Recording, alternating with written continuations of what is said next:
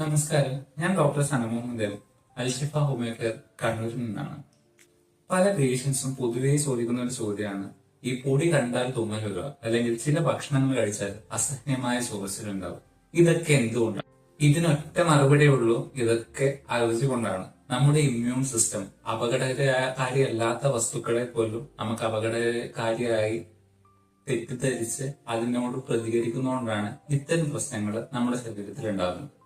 ഈ അലർജിക്ക് ഉണ്ടാകുന്നതിന് പ്രധാനപ്പെട്ട കുറച്ച് കാരണങ്ങളുണ്ട്. ഒന്നാമതായിട്ട് ഈ വീട്ടിലൊക്കെ ഉണ്ടാകുന്ന പൊടി, ഡസ്റ്റ് മീറ്റ്സ്, കൂടെ തന്നെ പൂമ്പൊടി, ഈ മൃഗങ്ങളൊക്കെ വളർത്തുന്നുണ്ടെങ്കിൽ ഇവയുടെ രോമങ്ങള്, ചില ഭക്ഷണ പദാർത്ഥങ്ങള്, ചില ആൾക്കാർക്ക് കാലാവസ്ഥയിലുള്ള വ്യതിയാനം പോലും അവർക്ക് അലർജി ഉണ്ടാക്കാനുള്ള സാധ്യത വളരെ കൂടുതലാണ്. അലർജി ഒഴിവാക്കാൻ വേണ്ടിയിട്ട് നമ്മൾ എന്തൊക്കെ ശ്രദ്ധിക്കണം എന്ന് വെച്ചാൽ, ഒന്നാമതായിട്ട് വീട് വൃത്തിയായി സൂക്ഷിക്കുക. നമ്മൾക്ക് അലർജി വരാനുള്ള കാരണങ്ങൾ എന്തൊക്കെയാണെന്ന് കണ്ടുപിടിച്ചിട്ട് ഇത് ഒഴിവാക്കാൻ വേണ്ടി ശ്രമിക്കുക.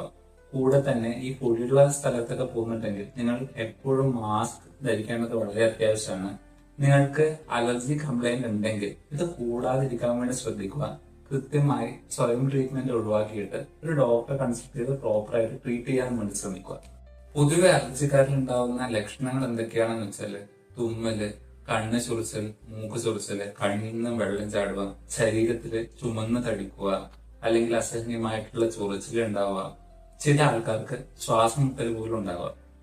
ഈ ഹോമിയോപ്പതി പോലുള്ള സിസ്റ്റം വഴി നമ്മൾക്ക് അലർജിയെ പൂർണ്ണമായിട്ട് മാറ്റാൻ വേണ്ടി സാധിക്കും. എന്നാൽ നിങ്ങൾ ശ്രദ്ധിക്കേണ്ട ഇത്ര മാത്രമാണ്, സ്വന്തമായിട്ട് ട്രീറ്റ്മെന്റ് എടുക്കാതിരിക്കുക. പ്രോപ്പറായിട്ട് ഒരു ഡോക്ടറെ കൺസൾട്ട് ചെയ്യുക. അതായത് ഏത് ട്രീറ്റ്മെന്റ് ആണെങ്കിലും പ്രോപ്പറായിട്ട് ഒരു ഡോക്ടറെ കൺസൾട്ട് ചെയ്തിട്ട് പ്രോപ്പറായിട്ട് ട്രീറ്റ് ചെയ്ത് മാറ്റാൻ വേണ്ടി ശ്രമിക്കുക. ഈ വീഡിയോ ഉപകാരപ്പെട്ടാൽ ലൈക്ക് ചെയ്യുക, ഷെയർ ചെയ്യുക. നിങ്ങൾക്ക് വീണ്ടും വീഡിയോ കാണുന്നതിനായിട്ട് സബ്സ്ക്രൈബ് ചെയ്യാൻ വേണ്ടി ശ്രമിക്കുക.